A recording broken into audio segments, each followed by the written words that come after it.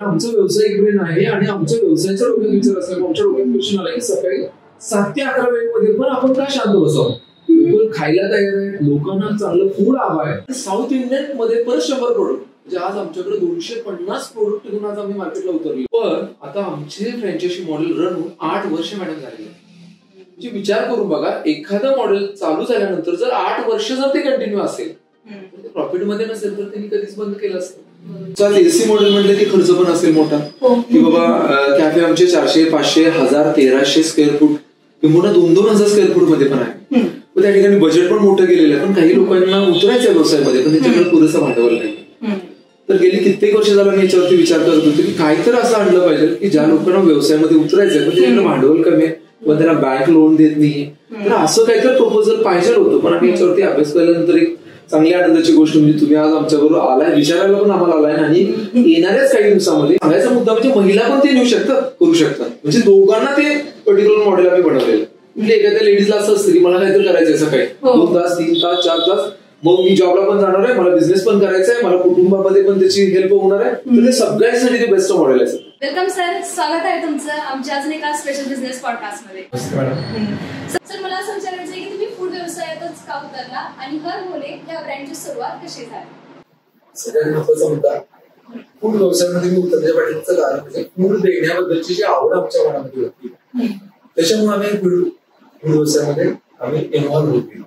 कारण आम्हाला आमच्या घरी एखादा जर अतिथी आला ना तर त्यांना आम्हाला फूड द्यायला खूप आनंद व्हायचा. आम्ही विचार केला की बाबा फूड द्यायला त्यांना आवडतं तर आपण फूड व्यवसायामध्ये जर उतरलो तर निश्चित आणखीन आपल्याला आनंद मिळेल. म्हणून या फूड व्यवसायामध्ये सुरुवात केली. आणि पाठीमागचं बॅकिंग जर म्हटलं तर सुरुवात आमच्या घरातून आधीपासूनच झाली.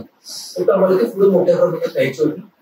तर दाबेलीच्या बाबतीत जर विचार करायचा म्हटलं तर तिथून आमची सुरुवात झाली, जी पाठीमागून आम्ही हळूहळू त्याच्यामध्ये इन्व्हॉल्व्ह झालो. म्हणजे सर दाबेली ह्या डिशपासून सुरुवात झाली. सर दाबेलीचं ह्याच्यामध्ये मग काही स्पेशल स्टोरी वगैरे? तर सगळ्यात महत्वाचा मुद्दा काय बघा की दाबेली आम्ही का निवडली.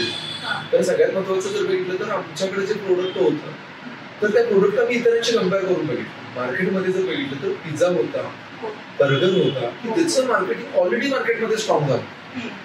तर आम्ही असा विचार केला की आपलं प्रोडक्ट असं असावं की ज्याचं मार्केटिंग पूर्वी झालेलं नाहीये ते मला करायचं.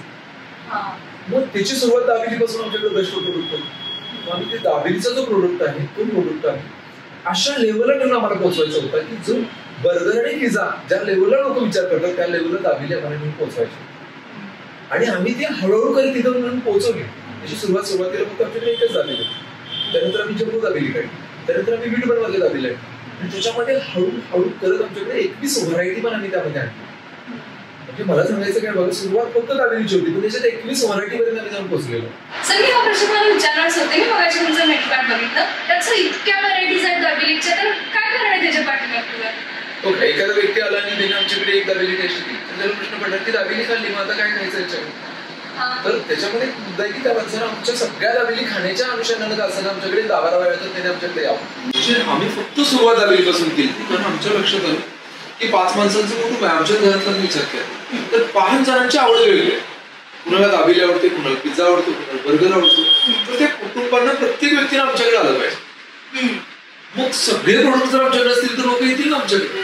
बरं, त्याच्यानंतर मी दुसरा मुद्दा, सुरुवात आमची गाड्यापासून झाली आणि ती दाबेली मी आता एसी मध्ये लोकांना देतोय. म्हणजे लोकांना बसण्याची प्रयोजन पण छान आम्ही करून दिली. सहकुटुंब सहपरिवार तुम्ही आमच्याकडे यावं आणि आमची सगळी प्रोडक्ट तुम्ही टेस्ट करा. सर मी हा प्रश्न तुम्हाला विचारायचं होते की तुम्ही सुरुवात एका प्रोडक्ट पासून केली पण आज मी बघते की तुमचं कोल्हापूरमध्ये एक सुप्रसिद्ध उडपी रेस्टॉरंट आहे.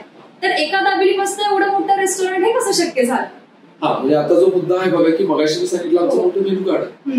तर मोठ्या मेनू कार्ड मध्ये कॅफेचे सगळे तर प्रोडक्ट बघायला तुम्हाला मिळतीलच. पण त्याच्यानंतर आम्ही विचार केला की सकाळी 7 ते 11 आमची जे कॅफे बघितली तर ती निवांत बसून असायची कारण 11 नंतर आमचे कॅफे रन व्हायचे. मग आम्हाला असा विचार मनामध्ये पडला की सकाळी पण आपण लोकांना काहीतरी दिलं पाहिजे. कारण आमचं व्यावसायिक ब्रेन आहे आणि आमच्या व्यवसायाच्या डोक्यात विचार असल्यामुळे आमच्या डोक्यात क्वेश्चन आला की सकाळी 7 ते 11 वेळेमध्ये पण आपण का शांत बसावं. लोक खायला तयार आहेत, लोकांना चांगलं फूड हवं आहे. तर आमच्या डोक्यात लक्षात आलं की दाबेली बरोबर आणखीन काहीतरी आपण मार्केटला घेऊन उतरलं पाहिजे, काय घेतलं पाहिजे. आणि आमची जी सर्व्हे करण्याची टीम आहे त्याच्या माध्यमातून आम्ही एकत्र बसलो आणि सगळ्यांनी विचार केला की आपण साऊथ इंडियन जर याच्याबरोबर जर आणलं तर निश्चित साऊथ इंडियन प्लस कॅफे दोघांचं जर कॉम्बिनेशन जर एकत्र जर झालं तर निश्चित लोकांनाही यायला आमच्याकडे आनंद होईल आणि आम्हालाही बेस्ट फूड देता येईल. कारण साऊथ इंडियन सकाळी फूड काय लोकांना आवडतं, ती तेलकट नसतं, म्हणजे तेलकट नसल्यामुळे लोकांना ते आवडतं. मग आज आमच्याकडे बघितलं तर कॅफेमध्ये 150+ प्रोडक्ट होते आणि साऊथ इंडियन मध्ये पर 100 प्रोडक्ट, म्हणजे आज आमच्याकडे 250 प्रोडक्ट घेऊन आज आम्ही मार्केटला उतरलेलो आहोत. आणि निश्चित जे तुम्ही आज रेस्टॉरंट जे कोल्हापूरमध्ये म्हणता ते रेस्टॉरंट हे 250 प्रोडक्ट घेऊन आम्ही रन करतोय आणि ते सक्सेसफुली रन करत असताना सुद्धा आज आमच्या 2 ते 3 शाखा उडपी रेस्टॉरंट मधल्या पद्धतीने आमच्या बुक झालेले आहेत आणि त्याचेही आज मोठ्या लेवल आमचं काम चालू आहे. सर आता आपण जसं म्हणतो एखादा फूड व्यवसाय आहे तर लोक जास्त हायजीन म्हणा, मग तसं हरभोली तुमचं हायजीन कसं मेंटेन करतं किंवा प्रोडक्टची क्वालिटी तुम्ही कशी मेंटेन करताय? हो का, हायजीन हा एक असा मुद्दा आहे की ज्याच्यामध्ये रोज आपल्याला काम करायला हवं. कारण हायजीन असं नाही की एक दिवशीच काम केलं आणि ते हायजीन म्हणलं असं नाही बनू शकत. आणि त्याची सुरुवात जर बघितली तर एक ओनर पासून लागायला लागते. तो ओनरनं जर ती सुरुवात केली, ओनर जर हायजेनिक ठेवायला लागला तर आमच्या बरोबर काम करणारे आमचे सहकारी लोक आहेत ना, त्यांना पण त्याची सवय लागते, त्याची हॅबिट लागते. हा मुद्दा आहे, हा मी आणि आमची सहकारी आम्ही सगळ्यांनी मिळून तो जर बघितला तर तो सिरियस घेतलेला मुद्दा आहे. त्याच्यानंतर आज आम्हाला त्याची हॅबिट लागल्या, सवय लागल्या. आज आम्हालाही स्वच्छ नसलं की बरं नाही वाटत काय. सुरुवात आमच्यापासून झाली. सर फूड स्टार्टअपला ना सगळ्यात इम्पॉर्टंट असते location. Location is very important. मग तुम्ही ते कसं चूज करता काय? ओके, लोकेशन ही खूप इम्पॉर्टंट आहेच. पण आज धावत्या जगामध्ये प्रत्येक व्यक्तीकडे जर बघितली तर गाड्या आज मार्केटला बघायला आणि प्रत्येकाची चिंता आहे बाबा मी जर गाडीने जर मार्केटमध्ये गेलो तर माझी गाडी पार्किंगची माझी व्यवस्था असणं गरजेचं आहे. त्याशिवाय तो व्यक्ती आमच्यापर्यंत पोहोचणार नाही. तर आज आमची एक टीम आहे की त्या टीमच्या माध्यमातून आम्ही ज्या ठिकाणी आमचं शॉप ओपन करतो त्या ठिकाणी आम्ही पार्किंगची व्यवस्था बघतो. सर तुमच्या फ्रँचायझीज या प्रॉफिटेबली रन करतात हे तुम्ही कसं एन्शॉर कराल? मग हा ओके, एखादं मॉडेल जेव्हा चालू होतं त्याला बिझनेसमध्ये अपडाऊन नेहमी येत राहतं. अपडाऊन येतात त्या पद्धतीनं बघितलं तर तिथं भिलं कसं नाही पाहिजे किंवा ते कसं सावरलं पाहिजे. जेव्हा तुम्ही फ्रँचायझी आमच्याकडून घेता तर फ्रँचायझी घेता त्याला हे सगळ्या गोष्टी शिकवल्या जातात त्यामध्ये की कुठल्या महिन्यामध्ये बिझनेस वाढतो, कुठल्या महिन्यामध्ये कमी होतो, कुठल्या महिन्यामध्ये अपला पण जातो आणि डाऊनला पण येतो. हे सगळं आम्ही त्यांना शिकवत असतो. तरी शिकवत असताना एखादा मॉडेल जर समजा ते प्रॉफिटमध्ये नसेल तर तो जो ग्राहक आहे किंवा जो आमचा फ्रँचायझी होल्डर आहे तर ते मॉडेल किती दिवस रन करेल? समजा तुम्हीच कल्पना करा, आमची फ्रँचायझी घेतली, कल्पना करा तुम्ही 1 महिना जवळचे पैसे घालाल किंवा पुढच्या महिन्यामध्ये सेट होईल. मी 1 महिना घरातून आणखीन पैसे घेईन, कामगारांचे पगार देईन, लाईट बिल तुम्ही द्याल, समजा 4 रुपये तुम्हाला शिल्लक नाही राहिले तर बाबा कसं तर तुम्ही मेंटेन कराल. 1 महिना घालाल, 2nd महिना घालाल, 3rd महिना घालाल, म्हणजे 6 महिने घालाल. सर फार तर 6 महिने तेवढं. पण आता आमचे फ्रँचायझी मॉडेल रन होऊन 8 वर्ष मॅडम झालेली. म्हणजे विचार करून बघा, एखादं मॉडेल चालू झाल्यानंतर जर 8 वर्ष जर ते कंटिन्यू असेल तर ते प्रॉफिटमध्ये नसेल तर त्यांनी कधीच बंद केलं असतं. त्याच्यामध्ये आणखीन एक मुद्दा चांगला आहे की ज्या लोकांनी आमच्या 8 वर्षापूर्वी फ्रँचायझी घेतलेल्या आहेत त्या लोकांचे आज 2-2 मॉडेल आहेत. म्हणजे एक फक्त कॅफे नाही तर त्यांनी दुसरा कॅफे टाकलेला. त्याच्यानंतरची एक आनंदाची गोष्ट म्हणजे आमच्याकडे असे कित्येक सहकारी आहेत जे आमच्याकडे 10 ते 12 लोक असे आहेत की जे ह्या व्यवसायावरती आज ती 4 व्हीलर गाड्या मेंटेन करतात. म्हणजे स्वतःच्या करिअर जर ह्या व्यवसायावरती जर त्यांनी मेंटेन केलं असेल, मग गाडी असेल, भाडं असेल, काही जणांचं कर्ज पण नील झालेलं आहे, सगळ्यातून ती मुक्त झालेली आहे. म्हणजे मला तुम्हाला काय सांगायचंय बघा की जर प्रॉफिटमध्ये नसतील तर त्यांनी कधीच ते प्रॉफिट. सर मी या प्रश्नावर येणारच होते, जी लोक तुमची फ्रँचायझी घेतात किंवा घेतील त्यांचे बिझनेस गोल्स आणि पर्सनल गोल कसे पूर्ण होतील, त्यांचे स्वप्न कसे पूर्ण होतील? निश्चित प्रत्येक व्यक्ती जेव्हा व्यवसायामध्ये उतरतो त्याचं काही ना काहीतरी स्वप्न असतं. जसं आज आमचंही असतं तसं त्याही जो फ्रँचायझी घेतो त्याचंही स्वप्न असतं. तर त्या व्यक्तीबरोबर मी फ्रँचायझी घेताना त्याला पर्टिक्युलर आम्ही विचारलेलं असतं बाबा तुझं काय काय स्वप्न आहे की जे घेऊन तू आमच्याबरोबर व्यवसायासाठी उतरलेला आहोत. तर त्याचं कुणाचं स्वप्न असतं गाडी घ्यायची आहे, कुणाचं स्वप्न असतं घर बांधायचं आहे, कुणाचं स्वप्न असं असतं की बाबा मला हा व्यवसाय उभा केल्यानंतर त्याचं लग्नही झालेलं आहे. अशी पण काही यंग आमच्याकडे मुलं होती. अशा काही विद्यार्थी आज बोलायचं झालं तर शंकेश्वर मधला एक आमच्याकडे सहकारी की जो यंग मुलगा होता त्याचं लग्नही झालेलं नाही.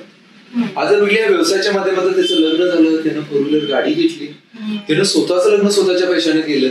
म्हणजे आज घरातून 1 रुपया न घेता किंवा लोन जे होतं त्याचं समथिंग 75-80% लोन त्याचं नील झालेलं आहे. आज तो स्वतःची जागा, स्वतःच्या ओन मालकीची जागा परचेस करायचा त्याचा प्लॅन आहे. म्हणजे मला काय सांगायचं बघा, प्रत्येक व्यक्तीचं स्वप्न असतं, तो घेऊन येतो आमच्याकडं, पण ते स्वप्न साकार करायला आम्ही त्याला हेल्प करतो. पण खऱ्या अर्थानं जर बघितलं तर तोच व्यक्ती त्याला जर जबाबदार असतो, कारण आम्ही सांगितलेली प्रत्येक गोष्ट तो फॉलो करत असतो. त्याला जर ती फॉलो नाही केली तर त्याची स्वप्न नाही साकार होणार. बरं आम्ही फॉलो काय करणार आहे की आम्ही जे 20 वर्ष शिकलो ते आम्ही त्याला सांगत असतो बघ तुला हे 20 वर्ष आम्हाला शिकायला गेले पण हे तुला पटकन कसं शिकता येईल फॉलो केलं की लोक आज मोठी झाली करिअर त्यांना चांगलं मिळायला लागलं. सर आता तुमचा हा जो एसी मॉडेल आहे हा तर सर ज्यांच्याकडे जास्त म्हणजे कॅपिटल ते त्यांनी घेऊ शकते पण ज्या लोकांच्याकडे कमी कॅपिटल आहे मग त्यांच्यासाठी तुम्ही एखादा असा मॉडेल वगैरे आणलाय का? हा क्वेश्चन तर खूप जणांनी मला विचारलेला पण तसं तुम्ही विचार काही जणांनी तर आम्हाला विचारलेले की बाबा तुमचा एसी मॉडेल म्हटलं की खर्च पण असेल मोठा की बाबा कॅफे आमचे 400, 500, 1000, 1300 स्क्वेअर फूट किंवा 2,000 स्क्वेअर फूट मध्ये पण आहे त्या ठिकाणी बजेट पण मोठं केलेलं आहे पण काही लोकांना उतरायचं व्यवसायामध्ये पण त्यांच्याकडे पुरेसं भांडवल नाही. तर गेली कित्येक वर्ष झालं मी याच्यावरती विचार करत होतो की काहीतरी असं आणलं पाहिजे की ज्या लोकांना व्यवसायामध्ये उतरायचंय पण त्यांच्याकडे भांडवल कमी आहे किंवा त्यांना बँक लोन देत नाही तर असं काहीतरी प्रपोजल पाहिजे होतं. पण आम्ही याच्यावरती अभ्यास केल्यानंतर एक चांगली आनंदाची गोष्ट म्हणजे तुम्ही आज आमच्याबरोबर आलाय विचारायला पण आम्हाला आलाय आणि येणाऱ्याच काही दिवसामध्ये आम्ही